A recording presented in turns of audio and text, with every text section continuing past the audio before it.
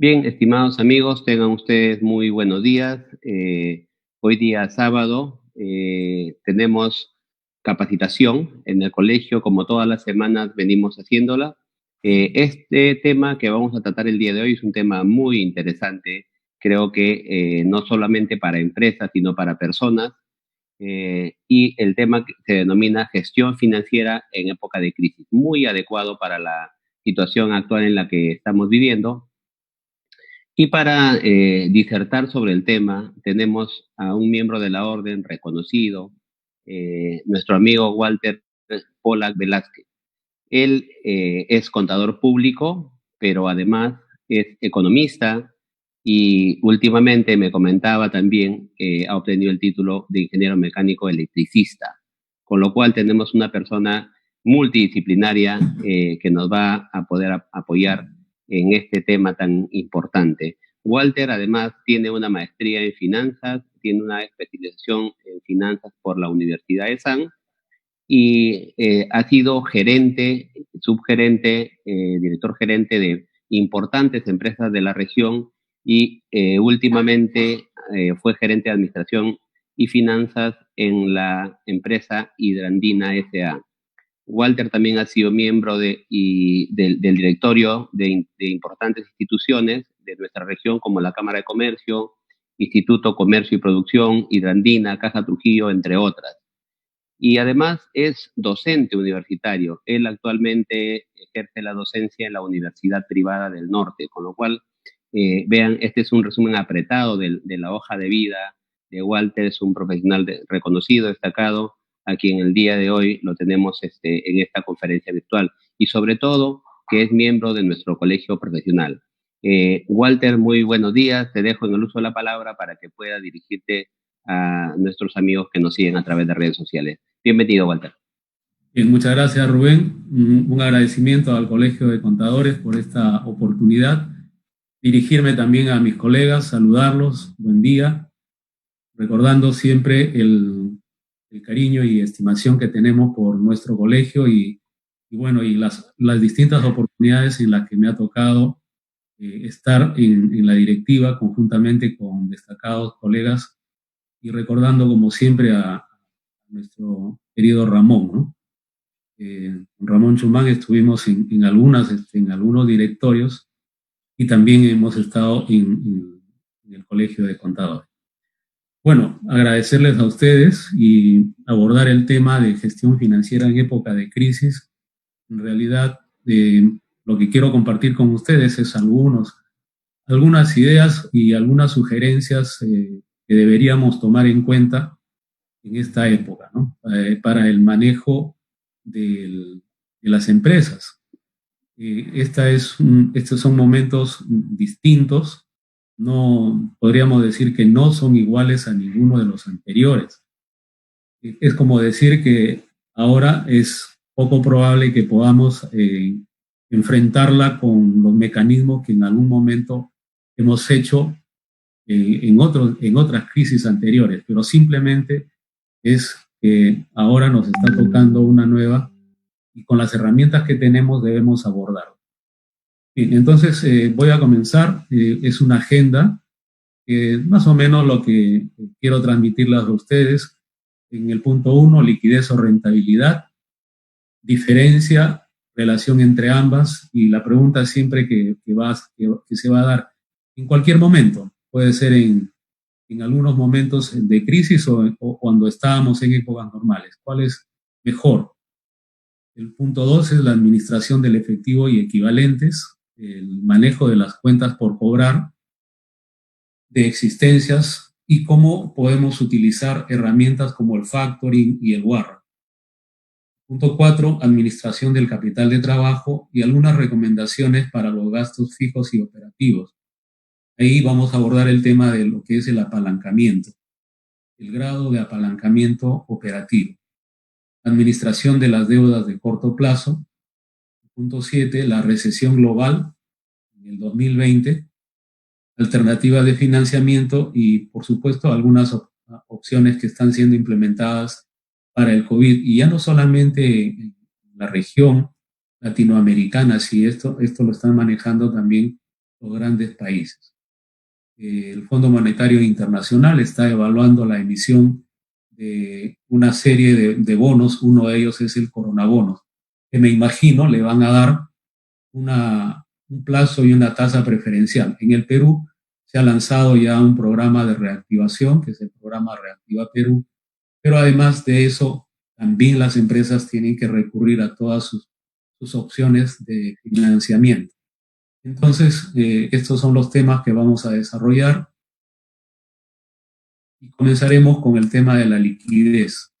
La liquidez ya sabemos que no es otra cosa más que los activos que disponemos nosotros y en especial todas las cuentas que están en el activo corriente, ¿no? Y están caja y bancos, están las inversiones en valores, están también, por supuesto, las facturas, cuentas por cobrar y en su caso, si se ha convertido en títulos valores a letras por cobrar.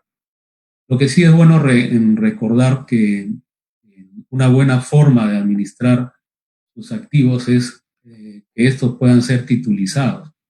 Al estar titulizados, como cualquier otro título o valor, es posible de negociar. El otro tema es la rentabilidad, que no es otra cosa más que contribución en ventas, y ahí en ellos estaremos viendo también los que están relacionados con la utilidad neta. ¿Cuál es la diferencia entre ambas y cuál es mejor? En todo caso, siempre decimos que va a depender el momento en el que estemos viviendo y le tenemos que dar prioridad a una de ellas. La liquidez nos referimos a la habilidad o cualidad de los activos para poder convertirse en dinero en casi forma inmediata. Ahí están todos los activos, pero siempre hay que tener una calificación. Ejemplo, cheques. Hay cheques diferidos, hay facturas.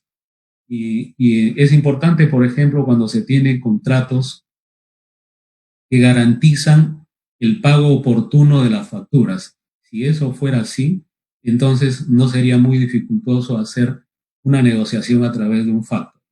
Y entonces estamos consiguiendo liquidez. Y en rentabilidad nos referimos a la cantidad de dinero que vuelve al inversor. Ese es el retorno que tiene. Entonces siempre va a existir un círculo. El círculo desde que comienzan las inversiones a utilizarse en el negocio y dan vueltas hacia nuevamente la caja. Quiere decir que un monto de dinero que comienza en una cantidad atraviesa las distintas operaciones que hace la empresa entre comprar, transformar, gastar para promocionarla, gastos adicionales, después convertirla en un producto terminado y salir para la venta. Una vez que eso retorna a la caja, entonces la masa de dinero que sale al inicio y retorna a la caja tiene un margen y ese es el margen de rentabilidad que retorna. Y por supuesto también hay inversiones de corto plazo, ¿no? Va a depender en el momento en que estemos. Esto vale para estos momentos y también para cualquier situación normal en donde haya la oportunidad de invertir y habrán inversiones de corto y de mediano y largo plazo. En función de eso es que se obtienen rentabilidades a mayores plazos. Bien, entonces las diferencias mientras la liquidez hace referencia a la capacidad de pago a corto plazo y de manera inmediata, la rentabilidad es la capacidad de generar una ganancia, solo que ahí tendríamos que saber el tiempo de espera, cuánto tiempo nos vamos a demorar. Y en esa pregunta, por ejemplo, aparecen ya los criterios de evaluación. Esos criterios de evaluación que se necesitan para saber si es que realmente estamos en la línea correcta. Y eso se hace en el momento en que uno decide y toma una inversión, por ejemplo, para hacer una inversión de mediano y largo plazo. Antes de hacer y de avanzar, deberíamos estar utilizando estos criterios de evaluación, que no es otra cosa más que el valor actual neto, la tasa interna de retorno, y probablemente también tengamos que relacionar el beneficio con el costo. De modo que en estos momentos, por ejemplo, la relación beneficio-costo podría ser de que sea uno, ¿no? En donde los beneficios y los costos se acerquen a uno. imposible ya que los costos sean mayores. Sin embargo, si mantenemos esa relación, vamos a poder decir estar todavía en flotación, todavía vamos a estar vivos. Y el periodo de recuperación es un criterio bueno, han usado las empresas. En la oportunidad que estuvimos nosotros en Hidra Andina, cuando ingresó el Grupo Gloria, en el Grupo Gloria ingresó en el año 98 y cuando se abordó el tema con la nueva administración, ellos pidieron si teníamos una relación de proyectos y efectivamente teníamos, pero ellos los ordenaron con el BAN de mayor a menor. Tasa interna de retorno, ya sabíamos que la tasa interna de retorno no demora mucho en tomarse la decisión porque tiene que ser mayor a la tasa que está evaluando uno. Y luego el periodo de recuperación. Ese fue el orden que pusieron ellos, por ejemplo. ¿Y qué relación existe entre la rentabilidad y liquidez? En realidad hay una relación directa, porque mientras la liquidez nos ayuda, y ya sabemos que atendemos nuestras obligaciones inmediatas, estas garantizan la operatividad, de modo que al tener liquidez estamos enfrentando a las actividades que desarrollamos, que es el corazón del negocio. El corazón del negocio es comercializar, producir y vender, entonces nosotros tenemos que darle fluidez, siempre considerando el margen de rentabilidad al momento que estamos evaluando con los costos que se van teniendo. Ahora, ¿qué es mejor? ¿Obtener una mayor rentabilidad o liquidez?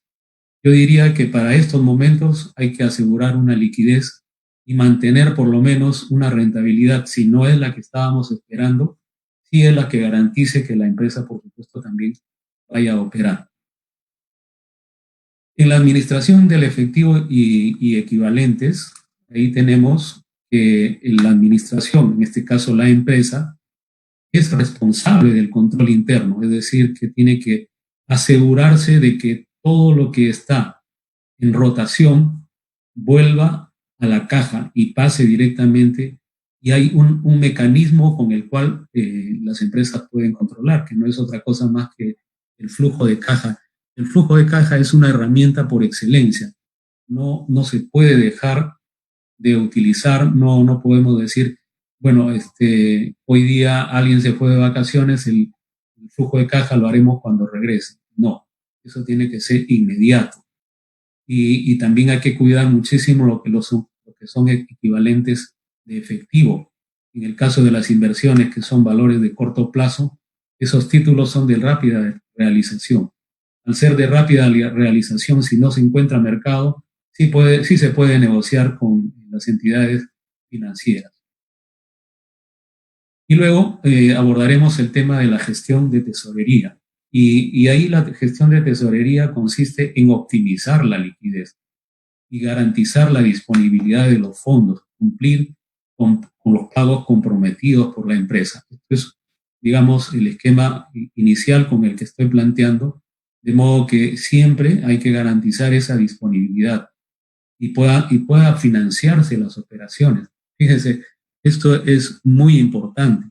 Por eso es que cuando tradicionalmente las empresas previas al cierre del año ya están aprobando su presupuesto, bueno, en las empresas en que me ha tocado trabajar, siempre hemos estado cerrando el presupuesto del siguiente año, estamos cerrando en agosto, septiembre. Quiere decir que con tiempo ya sabemos qué cosa es lo que vamos a necesitar para el próximo año. Están las inversiones, está todo. Y también está el movimiento de las ventas.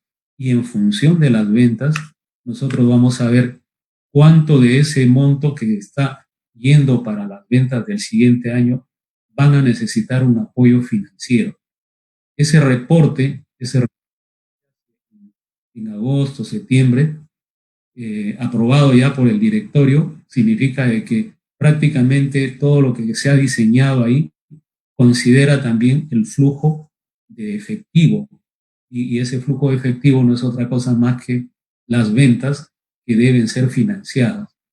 Entonces, en los bancos hay líneas de crédito, por eso es que las operaciones que hacen las empresas tienen que ser diseñadas con mucha anterioridad y lanzarlas al sistema financiero para que ellos conozcan y puedan apoyar y se sirva para hacer la gestión de tesorería de esas ventas. Aquí pongo una relación, que no la voy a enumerar, pero sí que son puntos principales que ayudan a la función de tesorería. Hay que controlar los cobros, ¿no? Hay que tener un estricto control en los cobros, saber sus vencimientos. Yo les decía hace un rato que hay formas de hacer que alguien cobre por nosotros. Hay empresas que se dedican a ello. Y la gestión de pagos, que no es otra cosa más que las negociaciones que se han tenido con nuestros acreedores, ya sea de dinero o de bienes, que son los proveedores o los bancos. Y siempre en el punto 3 hay que mantener una negociación bancaria. Siempre hay que estar con quienes nos surten de dinero, siempre hay que tener una relación muy cercana, informarle y que deban conocer los planes, porque en función de eso, dependiendo de la magnitud de la empresa, esto va a necesitarse siempre del concurso no solamente de una entidad financiera, puede ser de una o dos, dependiendo de la magnitud. Entiendo de que los colegas están escuchando, están atendiendo a distintas empresas. La magnitud de ellas, lo que estamos recomendando sirve para todas, pequeñas, medianas y grandes empresas. Y un tema importante en la gestión de tesorería es el cumplimiento con las obligaciones. Siempre hay que tener ese presupuesto bien desarrollado para que no haya problemas con ninguna entidad, porque ninguna entidad y por supuesto ningún proveedor, ¿no? Para lo cual se necesita siempre mantener un presupuesto de tesorería. Una recomendación siempre es que ya tienen su herramienta que es el flujo de caja, pero cada fin de mes ustedes tienen estado financiero, ustedes tienen su estado de situación financiera, inmediatamente pueden sacar el estado de situación de flujo efectivo. Entonces ahí van a saber cómo les ha ido en sus decisiones de inversión, financiamiento y operación. Y en algunos casos, se van a encontrar que algunas decisiones de financiamiento las hemos hecho con muy corto plazo o hemos hecho inversiones que son de lenta rotación y que eso le quita liquidez de la empresa. Eso hay que tener mucho cuidado y hay que estar permanentemente midiendo. Dar preferencia, por supuesto, a obligaciones que no son en la misma moneda, ¿no? Uno siempre debe cuidar muchísimo el endeudarse en la moneda en que uno tiene sus ingresos.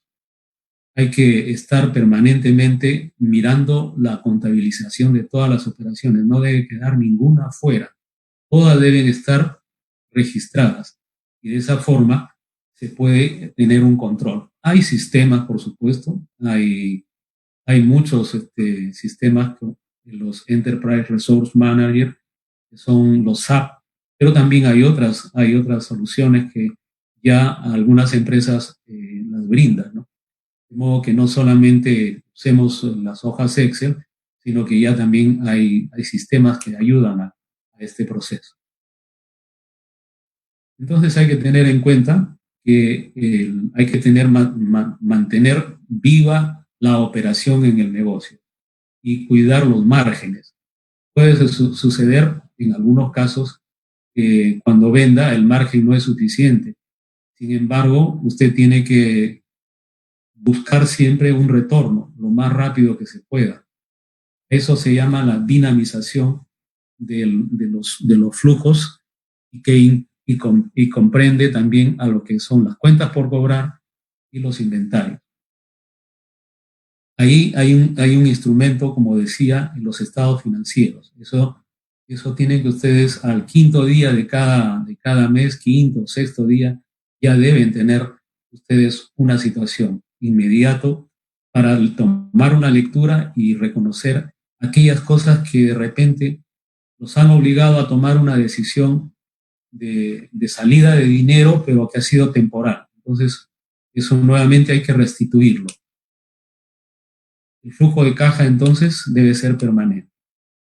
Yendo ya siguiendo la escala del activo corriente, hemos hablado ya del manejo de tesorería de la caja, y siguiendo el orden de disponibilidad, son las cuentas por cobrar, las existencias, y cómo, a través de qué mecanismos podemos dinamizar a ambas. Bueno, las cuentas por cobrar, ya saben, nacen de las ventas, y por supuesto es tener en cuenta muy importante los plazos que se otorgan. Se pueden estar otorgando plazos de muy corto plazo, o de repente se negocian a través de títulos valores. La recomendación es siempre que tengamos un control de sus vencimientos, y si se puede negociar, se convierten en títulos valores, mejor. ¿Cuál es la recomendación? Es tener en cuenta el periodo de recuperación y evitar, por supuesto, que se estén haciendo provisiones, ¿no? En este caso, provisiones de cuentas de dudoso cobro. En cuanto a las existencias, son compras que están relacionadas con las materias primas, en el caso de industrias, o de existencias como mercadería para los negocios. Hay un stock de productos en proceso que es algo que no se puede detener hasta que ya se le dé el valor agregado y se convierta en un producto terminado. Para el caso de la empresa comercial, solo serán las mercaderías. Es muy importante tener en cuenta su rotación. Cuando abordemos el tema de las necesidades operativas de fondos, se van a dar cuenta ustedes cuán importante es. Ahora, hay instrumentos financieros que nos ayudan a dinamizar estas cuentas por cobrar, ya sean facturas o letras, que son los factoring. El factoring es un instrumento financiero, y entonces puede ser de facturas o letras. Hay en el mercado empresas que están autorizadas por la Superintendencia de Mercado, de Banca y Seguro, y pueden estar negociando, sea que compren o vendan también esas facturas. Como les digo, son títulos valores que ya entran al mercado. Una opción para las existencias es el warrant, que es un instrumento financiero. No es otra cosa más que utilizar una entidad ligada a la entidad financiera, que son las compañías almaceneras, que recepcionan, ya sean en sus propios almacenes de la empresa o en almacenes de campo. Y entonces pueden utilizar ese título valor para negociar. Un ejemplo de factoring es el caso de las entidades que se dedican a inversión en facturas. Hay un reporte de empresas que operan con factoring, ¿no? Ahí les alcanzo yo el link, en donde ustedes tienen, no es otra cosa más que las microfinanzas globales.com, que dan un total de empresas que hacen factoring. He puesto ahí un ejemplo, pero en el link están todas las demás. Y el confirming, que no es otra cosa más que el factoring inverso, que es la relación entre deudor, acreedor y el banco. Siempre participa el banco, y este confirming no es otra cosa más que una herramienta que convierte inmediatamente la liquidez para el acreedor. Ahora, en cuanto a la gestión de existencias, se tiene que tener muy en cuenta la duración. Va a depender en qué tipo de negocio estemos. Ahí hay una fórmula, por supuesto, en donde debemos mantener un lote óptimo que garantice de que, si estamos en una planta industrial, que las mercaderías no estén, digamos, mucho tiempo estancadas. Si es materia prima, que sirva para dotar a la empresa del proceso de producción. Eso siempre se mantiene, y hay que estar, y va a depender también de los negocios. Hoy día, uno de los puntos importantes es que no hay mucho tránsito. entonces estamos restringidos con el abastecimiento. En tiempos distintos hay que tener cuidado para las empresas de mediano tamaño, el usar más bien las compras con proveedores a través del justo a tiempo, just in time, para que no haya ningún problema cuando, si se trata de materias primas del gran volumen o que son ya para completar el ciclo de producción. Estoy hablando, por ejemplo, en la época que trabajaba en carrocerías, teníamos tercerizada los asientos y las ventanas, de modo que eso venía ya en el último momento, justo a la hora del ensamble y entrega del vehículo. No es conveniente tenerlo antes porque vamos a incurrir en costos de almacenamiento. Entonces las existencias están en materias primas, mercadería, productos en procesos y productos terminados. En realidad, el productos en proceso es un paso que debe ser muy rápido. Ese paso en productos en proceso no debe demorar, porque si demora, entonces no tendremos el producto terminado para vender. Y eso no es negociable. Un producto en proceso es muy complicado tenerlo como un instrumento de negociación. No es fácil, ¿no? Es preferible terminarlo y ya cuando tengamos el producto terminado, si necesitamos y tenemos un gran stock, podemos utilizarlo como herramienta de financiamiento. Ya hemos hablado de las principales cuentas que abordan el activo. Entonces, ahora tenemos que mencionar el activo corriente, pasivo corriente y abordar el tema de las necesidades operativas de fondos. Ahí he dejado en el archivo, estoy dándoles también un caso práctico para que tengamos en cuenta. Siempre tomando como referencia lo que nos dicen los expertos, grandes empresas que han escrito o personas que han escrito libros, nos ayudan a entender cómo es la gestión del capital de trabajo. Leemos siempre, recurrimos a la academia para entender aquellos pasos que ellos en su momento han dado, como el libro este de Gitman, ¿no? Que es muy orientador. Recuerden entonces que en la gestión de capital hay que proteger al negocio de cualquier disminución en los valores del activo. Hay que tener cuidado que las existencias también se desvalorizan. Hay mermas. Entonces esas mermas, si no están aceptadas por la SUNAT, después se van a convertir en ventas, entre comillas, ventas que deben pagar impuestos, pero a las finales es una desvalorización.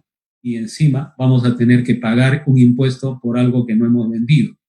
Hay que tener mucho cuidado, hacer posible pagar oportunamente todas las obligaciones, en su momento renegociarlas, asegurar el alto grado de mantenimiento del crédito de la compañía, es el grado de apalancamiento, quiere decir de que uno siempre tiene que estar mirando sus ratios de relación de solvencia para ver en qué momento uno recurre a los medios de financiamiento.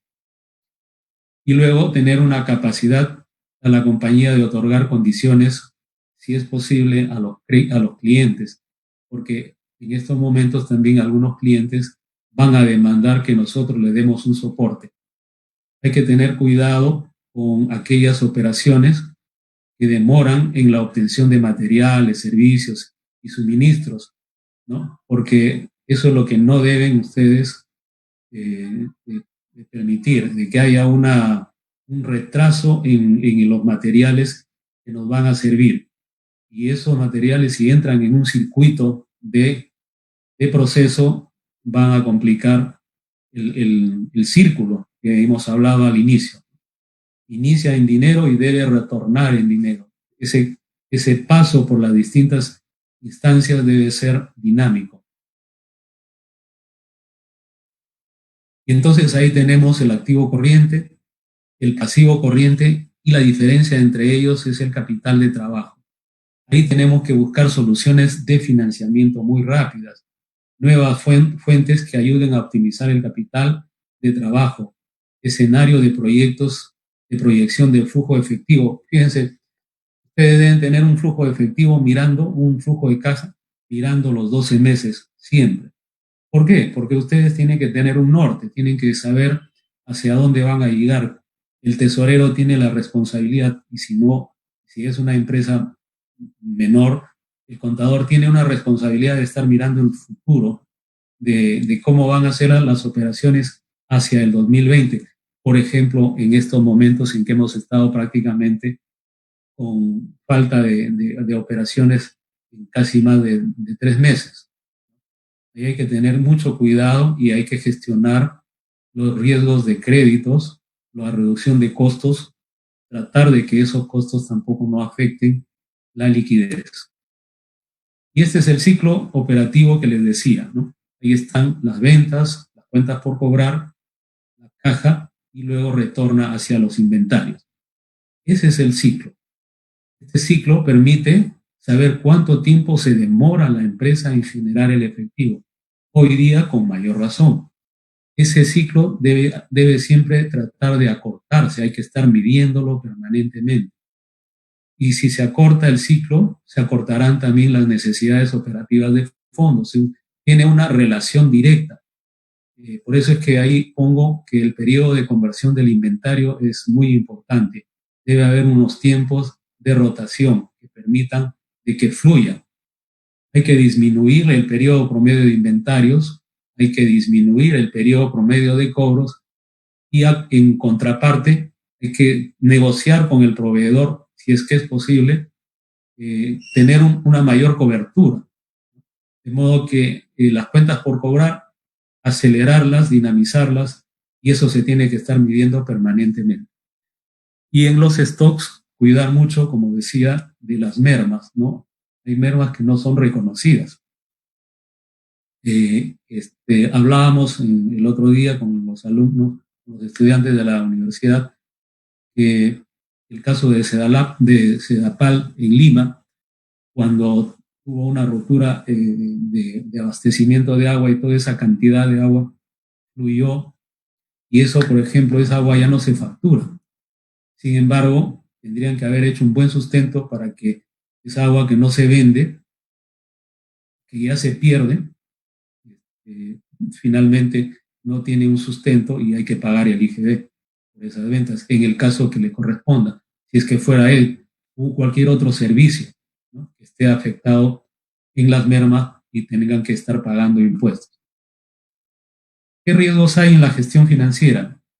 El riesgo de liquidez, de crédito, el riesgo de apalancamiento operativo, quiere decir de que no tengamos la suficiente capacidad de hacerlo, el apalancamiento financiero, que no podamos nosotros negociar más liquidez, y la estructura de capital. Siempre mantener una estructura de capital que sea manejable y que sea de respaldo para cualquier operación crediticia entre los bancos. Este riesgo, por supuesto, siempre está presente y hoy más que nunca, ¿no? Y entonces ahí vamos a tener variación de tasas de interés y modificaciones.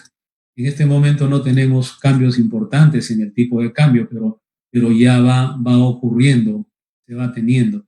Y todavía no se han medido, no tenemos cifras de lo que es la inflación, todavía no tenemos todavía cifras cercanas. Y algunos impactos que pueden tener ustedes en sus gastos indirectos de fabricación, como por ejemplo el precio de la energía. De repente ha llegado el momento de revisar sus contratos, de modo que ustedes también digan, oye, vamos a ver si es que la capacidad operativa va a disminuir. De repente es momento de revisar qué forma tenemos de optimizar la energía. Es probable de que si el contrato no tiene formas de cambiar, también ustedes optimicen el uso de los equipos. Eso es muy importante. Y hay un principio de racionalidad.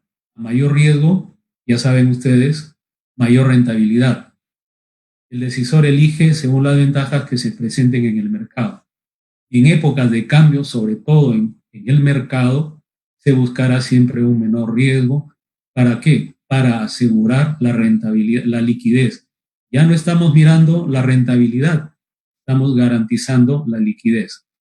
Y eso es muy importante, que no sea, que no afecte negativamente a los resultados de la empresa. Esas son políticas de capital de trabajo. Hay que hacer inversión en activos corrientes, hay que dinamizar las ventas. Cualquier inversión adicional incrementará la necesidad de obtener un financiamiento. Hay que tener mucho cuidado. Hay que mantener operativa la empresa, supone entonces cantidades mínimas de efectivo, plazo de ventas, stock de inventarios y una política de financiamiento. Hay que buscar fuentes alternativas con mayores costos. En algún momento, de repente, le van a pedir algunas garantías. Uno tiene que también evaluarlas. En algunas oportunidades que en las empresas que yo he trabajado, sí, nos ha tocado en algún momento sí consolidar deudas y si el banco pide garantías, bueno, ya ahí no hay nada que hacer. Pero siempre hay que recurrir a financiamiento de las ventas para que no haya, que se rompa la cadena en la operación de la empresa. Hay que considerar optimizar el flujo de caja. Fíjense, cuando ustedes toman la decisión de reducir costos y gastos en la medida que se pueda, una reducción de una salida de dinero inmediatamente es más caja, porque no gasto, entonces ese saldo que tengo se mantiene en caja, y entonces si mantengo en caja, digamos que puedo yo hacer un uso óptimo del flujo de efectivo. Y de repente en algún momento también hay que renegociar con los proveedores. En otras épocas, si ustedes hacen eso, no en estos momentos, pero también pueden haber hecho de que si tienen liquidez y algunas operaciones todavía por vencerse con el proveedor, se pueden prepagar obligaciones, pero de repente no es el momento. Hay que utilizar recursos tecnológicos para reemplazar los gastos fijos. Y ahí nos referimos a lo que es apalancamiento operativo.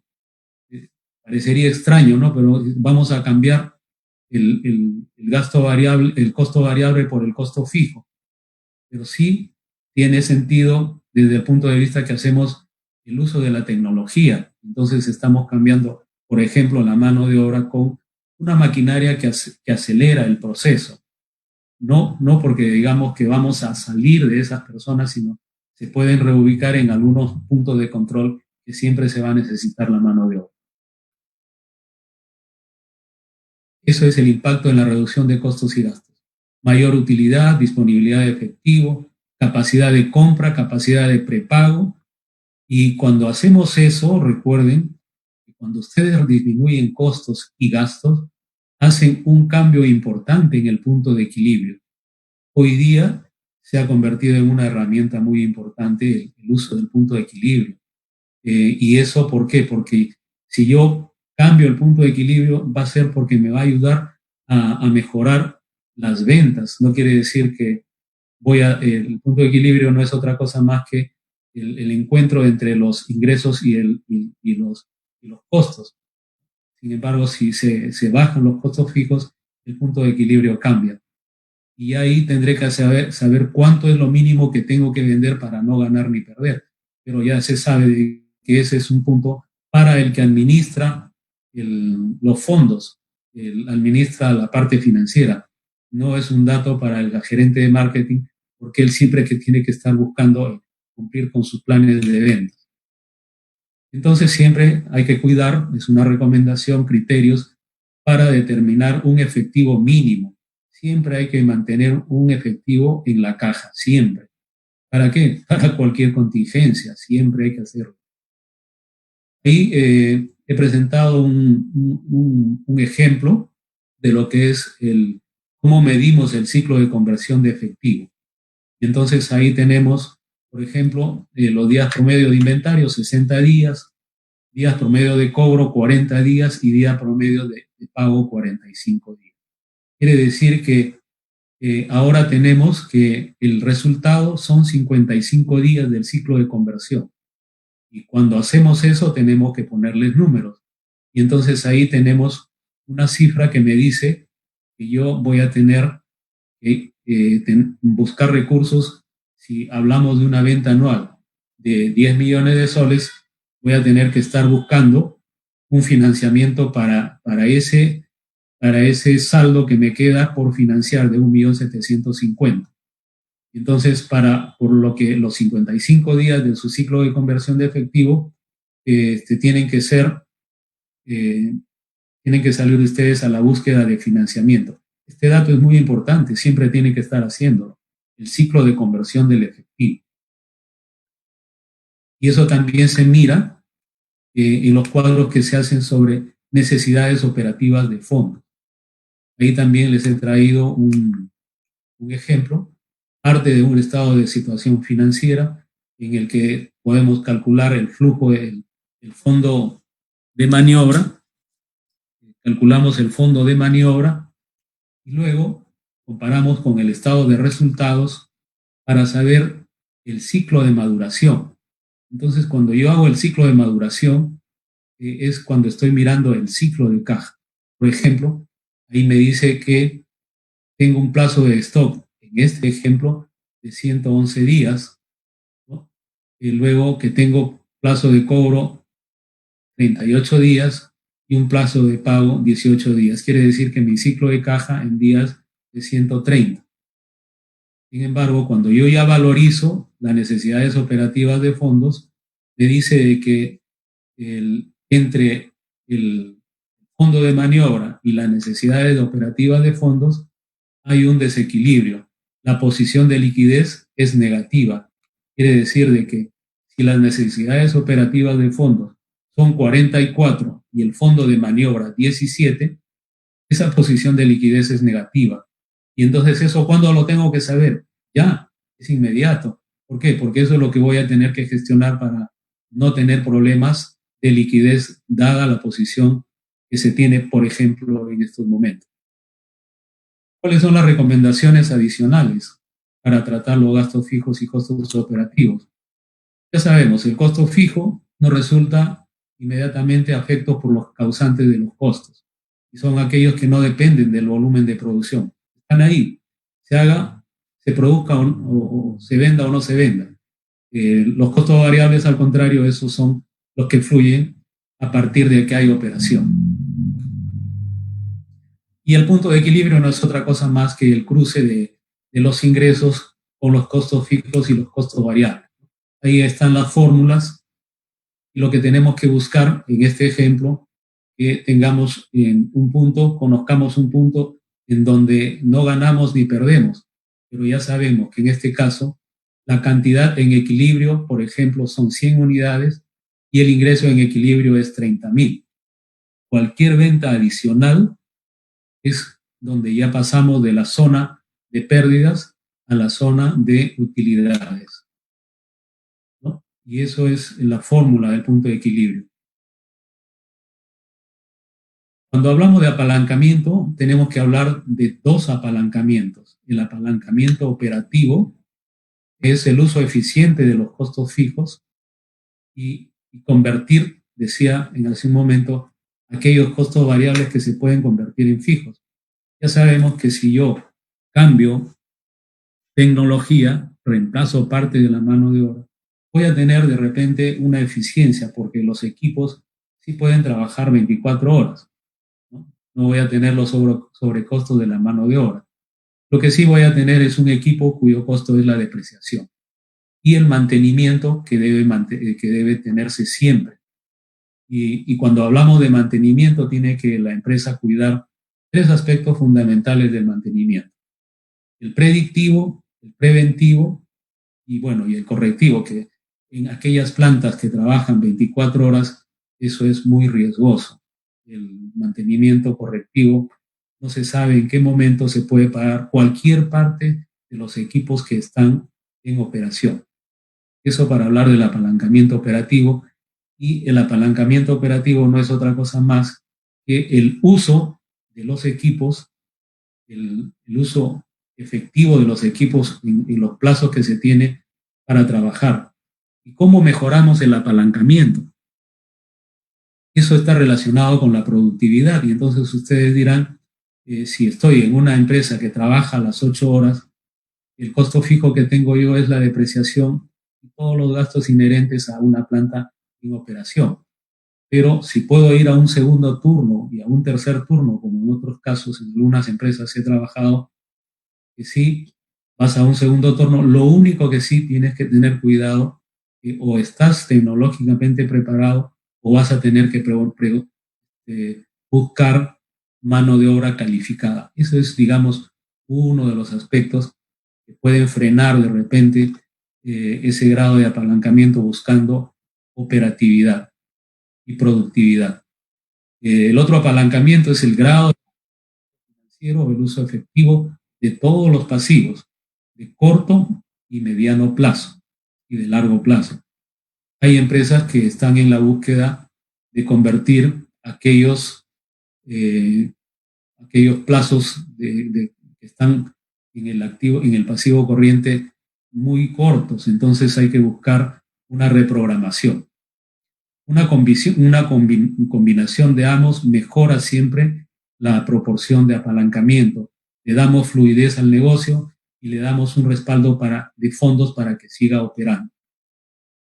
¿Cuáles son los riesgos que tenemos? El riesgo de liquidez, la cobertura de las necesidades operativas de fondos, lo que acabamos de presentar, el riesgo de crédito, consecuencia efectiva de la cobranza de la cartera, puede haber un retraso en los cobros, no paga el cliente y de repente, dependiendo en qué institución estemos, si estamos en una institución financiera, cuando tenemos un grado de cartera que ya tiene una morosidad, hay que hacer una provisión. Y esa provisión afecta también los resultados de los estados financieros. Y el riesgo de apalancamiento, decía yo, es el uso efectivo de los costos fijos. Tener presente que en la administración de la deuda de corto plazo hay que tener mucho cuidado con la deuda contraída. Hay entidades financieras que son nuestros proveedores, o si tenemos también plazos de muy corto y mediano plazo. ¿Qué alternativas tenemos ahí? Uno de los pasos es buscar que se analice la deuda por cada entidad acreedora. Ustedes deben mirar cómo está la situación de acreencia, a quién le debemos. Luego, si es una entidad financiera, hay que revisar las condiciones del contrato.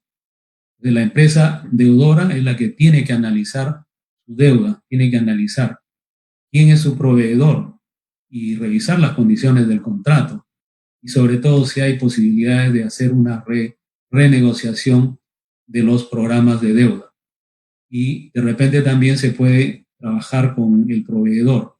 Fíjense, hay proveedores que si ustedes le llegan a informar cuáles son sus planes de producción, ellos están garantizando un cliente que va a comprar durante todo el año. Y entonces, si ese es un cliente que va a comprar durante todo el año, de hecho, pues que le tiene que dar condiciones especiales.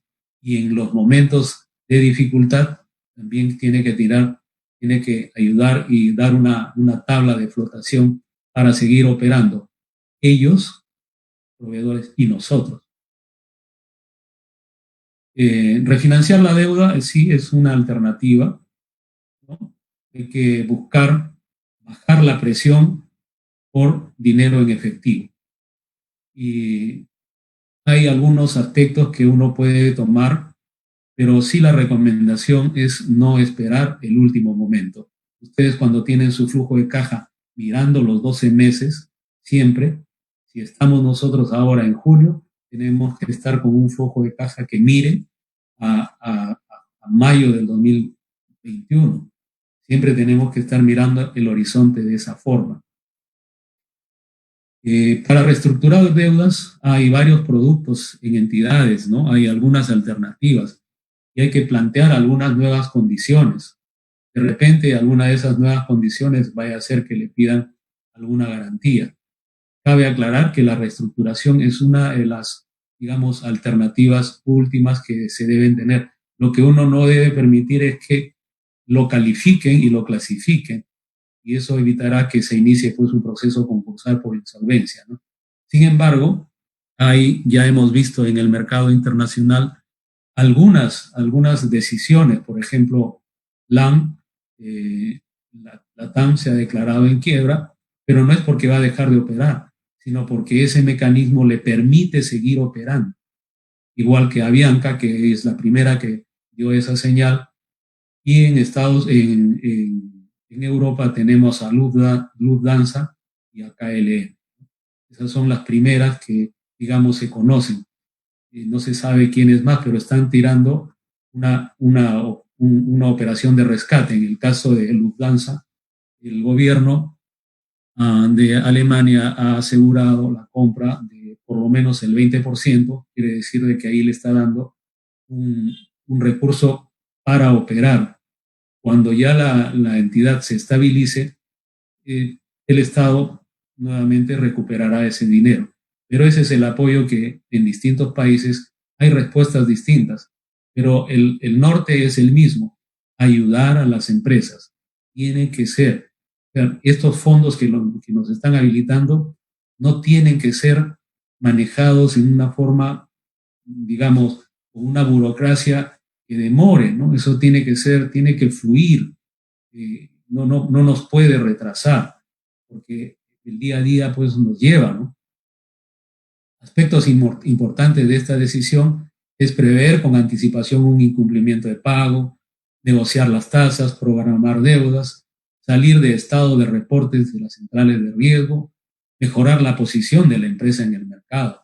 Hay que reconvertir los resultados del valor económico agregado. Cuando ustedes saquen sus estados financieros, utilicen también la medición del valor económico agregado, porque ahí vamos a mirar cuánto es el costo de capital.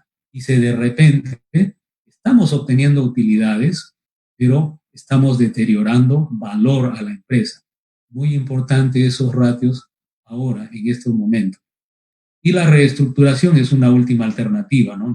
Que ya he mencionado, acá en el Perú y en otros países ya lo están haciendo algunas empresas.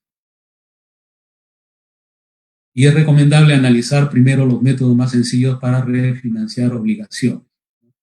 Una reestructuración, algunas recomendaciones que se pueden tomar en cuenta: reconvertir créditos, acudir al sistema financiero, presentar sus programas de producción mirando ya el 2021, porque prácticamente el 2020 ya, digamos, va a ser una operación de 6 meses prácticamente. Existen otras operaciones como fusiones, asociaciones y joint venture, que en algún momento sí se han visto acá en el Perú. Hay compra de empresas dentro del mercado de valores, sí, que esa es la oferta pública de adquisición. No descartar también las asociaciones en participación, tercerizar servicios y, por supuesto, renegociar las tasas, limitar el uso, en este caso ya de los pequeños y microempresarios, limitar el uso de las tarjetas de crédito, porque el costo de las tarjetas de crédito, sí, ya saben ustedes que es muy alto, ¿no? En lo posible, migrar los créditos hacia instituciones con menores tasas. Y la última recomendación siempre es evitar acudir a créditos informales, ¿no? Que tienen tasas muy altas. Aspectos a tomar en cuenta entonces: el gestión del riesgo de crédito, ampliar el financiamiento de corto plazo, plantear aplazamiento de impuestos. Bueno, en realidad ya ese es un apoyo que ha venido ya del propio gobierno, de aplazar los plazos. Esperamos que estas medidas que se han dado transitoriamente de repente puedan reforzarse en estos últimos meses, en mayo y junio, porque el aparato productivo no ha estado en operación, y la gran cantidad de las pequeñas y microempresas también se han visto afectadas, y eso moviliza una buena parte de la actividad económica. Según las cifras que dan los especialistas, está cercano a 80, 90%. Y nuevamente en el punto 7, evaluar sus inversiones antes de hacerlas. Evaluar con Bank y sus fuentes de financiamiento, porque ahí va a estar el costo. Ya sabemos que hay un programa de Reactiva Perú. Yo he puesto acá un modelo. En el caso de un préstamo de 35,000, he puesto una tasa estimada. En realidad no está definida todavía porque las tasas las tienen que dar las entidades financieras que recurren a la subasta que hace COFIDE, pero si sacan ustedes 35.000 soles hay que cumplir con algunos plazos y hay que cumplir con algunos requerimientos que nos hacen las entidades financieras, pero eso sería la tasa, ¿no? Un periodo de gracia de 12 meses, se paga en 36 meses, pero 12 meses libres quiere decir que del periodo 13 hasta el 36 mes se tiene que pagar la deuda con una tasa mensual y hay que actualizar el monto de 35.000, hay que actualizarlo a la fecha que se comienza a pagar. Ese es el programa Reactiva Perú.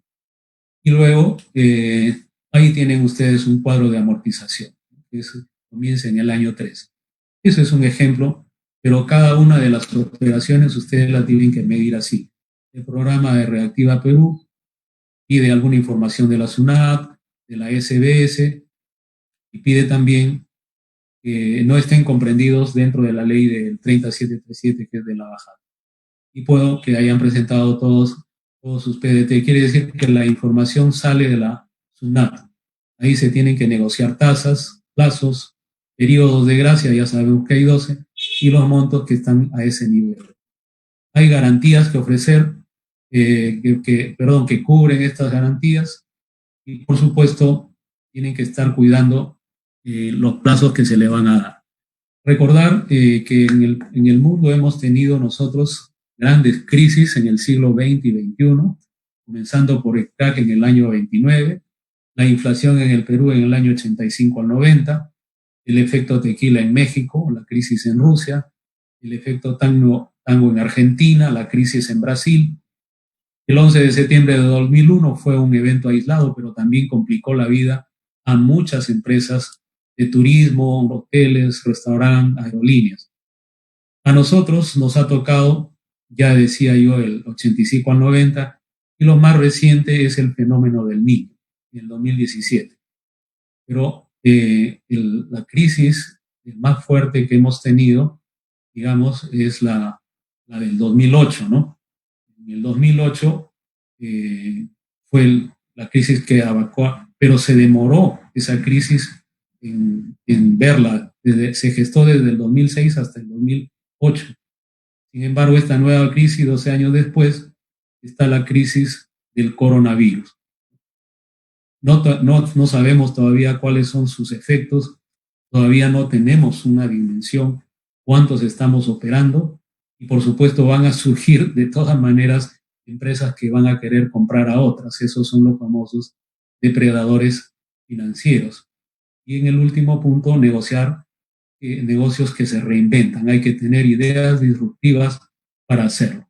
Bueno, esto se ha visto siempre, los depredadores financieros son empresas que tienen capacidad de compra y pueden comprar es mejor establecer un contacto y evitar ese punto que podría presentarse, ¿no?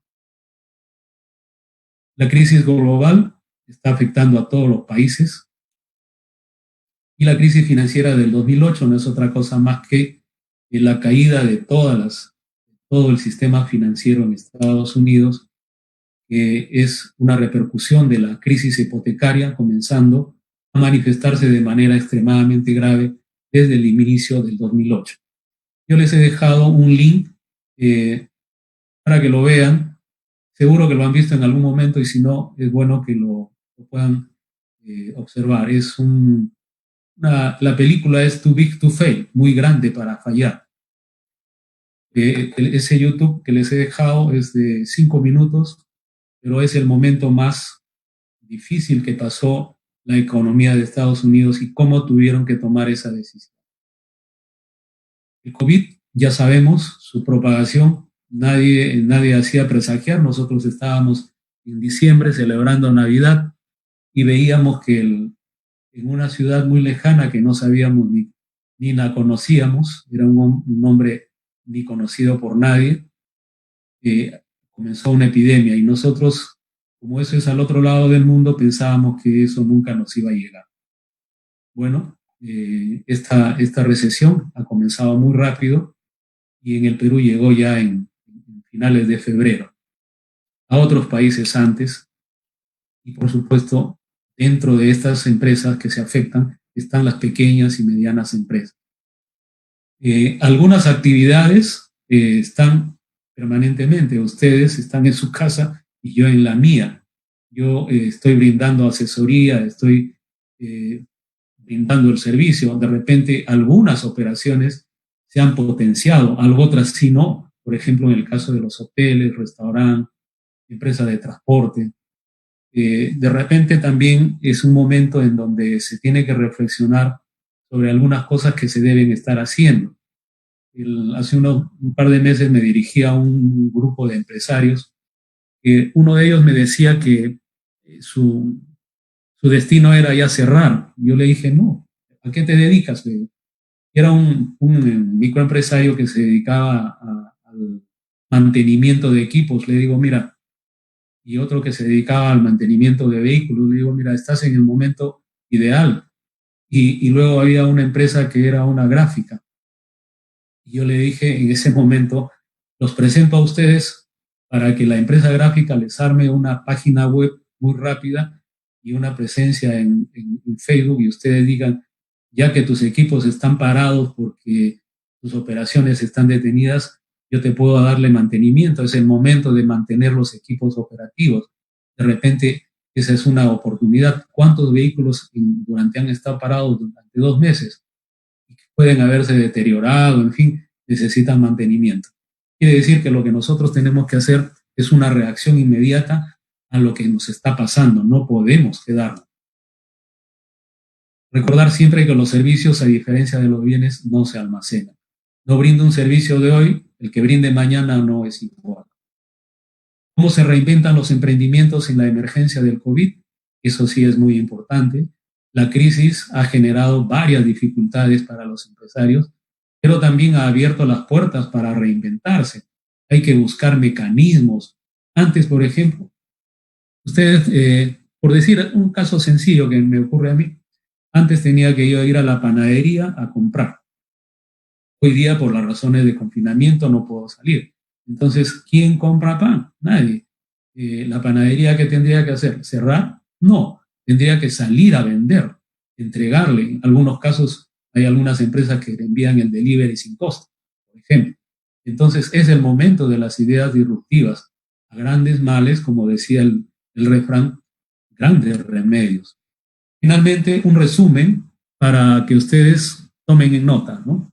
Gestionar el riesgo de la cadena de suministro, ustedes no deben quedar desabastecidos, mantener el nivel de financiamiento, que este siga siendo viable, eso no lo pueden perder. Administrar el ciclo de conversión del efectivo, dinero que sale de la caja tiene que regresar en un mayor monto, pasando por todo el proceso que ustedes hacen. Revisar sus costos, eso es importante, sí, sobre todo aquellos costos fijos que me van a servir a hacer más caja. Y la rotación del inventario, cuidar, evitar que yo tenga que mirar que hay activos fijos, o perdón, hay inventarios que van a tener mermas. Entonces yo tengo que salir de ellos. Ustedes habrán visto que en algunos momentos se lanzan campañas. ¿Ustedes creen que lo hacen porque son buena gente? No, sino simplemente saben de que si no venden, por ejemplo, si estamos hablando de ropa, esa ropa no se va a vender el próximo año. No se va a vender. ¿Por qué? Porque la moda ya cambió. Hay que renegociar la deuda bajo los esquemas que le he sugerido, gestionar las cuentas por cobrar y si ustedes tienen capacidad para hacerlo, pueden también negociar con estas empresas de factoring. Todas esas empresas están autorizadas por la Superintendencia de la Bolsa de Valores y por la SBS, ¿no? De Banca y Seguro. Un tema que me estaba olvidando de mencionar, no, ahí está en el punto 10. Consideren opciones de financiamiento para la cadena de suministro, negociar con proveedores, control permanente de las cuentas por pagar y cobrar y revisar sus pólizas, ¿no? ¿Qué cosa es lo que tienen del negocio asegurado? En el fenómeno del Niño del año 98, nadie tenía en sus pólizas de seguro daño por aguas. Yo me acuerdo mucho de que cuando hablábamos con un consultor de seguro decía, pero si acá en el Perú nunca llueve. Y efectivamente, pues nunca llovió hasta el año 98 y en el año 2017. ese es el año que llovió muchísimo más. Entonces, dar una mirada a cómo están convenidas sus pólizas de seguro. Recordarles que conviertan sus costos fijos en la medida que se pueda en variables, en la medida que se pueda. Y no se limite a pensar únicamente al interior de la compañía, hay que mirar. Y recuerden de que la operación de la empresa siempre va a ser viable porque el que maneja la empresa está buscando una idea de salir, pero siempre tiene que buscar el mercado que tenía o un nuevo mercado. Ya, si una empresa no tiene mercado, bueno, si por muy buenos activos que tenga, no va a salir adelante, ¿no? Siempre tiene que buscar el mercado que tenía o un mercado alternativo. Estas son algunas principales noticias que salieron después, la cantidad de personas que han perdido el empleo por el coronavirus, las opiniones de algunos expertos de la BBC de Londres, de BBC News, de Harvard, algunas de las empresas que dicen que es posible, como por ejemplo en el caso del profesor Jeffrey, que dice que es la posibilidad de que haya una contracción económica que parece haber aumentado, ¿no? Y la pregunta que nos hace Gonzalo Gómez Betancourt es que a todos nos ha agarrado a una velocidad increíble. La crisis del 2008 se demoró en gestar. Comenzó en el 2006 y reventó en septiembre del 2008. Esta crisis no. Esta crisis para nosotros la hemos visto en China, en Wuhan, en diciembre. Pero nosotros decíamos, está en China. Pero al Perú llegó en 2 meses, ¿no? Y entonces, y el confinamiento nos ha llevado a paralizar toda la actividad, no solamente a nosotros, sino a todos los países. Entonces, Gonzalo Betancourt de Colombia nos dice eso. Ahí he dejado, por supuesto, su línea para que puedan consultarla, ¿no? En la sección de inversionistas. Y hay otros links que también he visto y creo que deberíamos revisar. Hay una opinión de Camilo Díaz que dice que hay que poner a rodar la economía. No la podemos detener. Si hay un programa de reactivación, señores, tienen que viabilizarlo, tienen que dinamizarlo, no se pueden quebrar. Bueno, y en el 2019 y 2020 han quebrado algunas certezas que dábamos por hechas, ¿no? Algunas. El mercado de valores también nos está advirtiendo qué cosa está ocurriendo con las cifras, como por ejemplo el Dow Jones, algunos efectos que se van presentando en el mercado de valores. Finalmente, un concepto que lo hemos escuchado y es la resiliencia. La resiliencia no es otra cosa más que la capacidad de los seres humanos para adaptarse positivamente a situaciones adversas. Hoy día, esto tiene que funcionar. Es necesario tener una visión positiva del momento, responder, de hecho, con empatía y asertividad para atender al nuevo mercado que se nos presenta. No hay que perder, por supuesto, el norte. Vemos ahí a alguien que a pesar de la adversidad, rayos y truenos y muchas cosas difíciles, se compra su paraguas y comienza a subir. Esa es la actitud que todos los empresarios debemos tener para salir adelante. Bueno, disculpen el tiempo adicional que me he tomado. No es otra cosa más que transmitirle algunas de las herramientas que en algún momento, por las crisis que me ha tocado vivir en las empresas que he trabajado, las estoy comunicando. La verdad que no tenemos una receta exclusiva, sino que tenemos muchas actividades por desarrollar, mirar siempre que la empresa esté viva, que esté activa, buscar nuevos mercados, alternativas. Ayer en una videoconferencia hablaban de cómo se reconvirtió ese restaurante San Antonio, que ahora es Bodega San Antonio, y no ha esperado a que diga, bueno, ya paró sola cuarentena, es como si diríamos, ya dejó de llover y la vida continúa. Yo creo que no va a ser así. La vida sí va a continuar, pero hay que tomar, digamos, algunos cambios importantes que desarrollar en su negocio en su actividad. Y por supuesto, como decía, con asertividad y buena predisposición para salir adelante. Bien, muchas gracias. Y agradecer nuevamente a Rubén por la invitación al Colegio de Contadores, a sus integrantes y a ustedes, colegas, en desearles el mejor momento para enfrentar y apoyar a la gestión de las empresas en donde estén ustedes trabajando. Buenos días.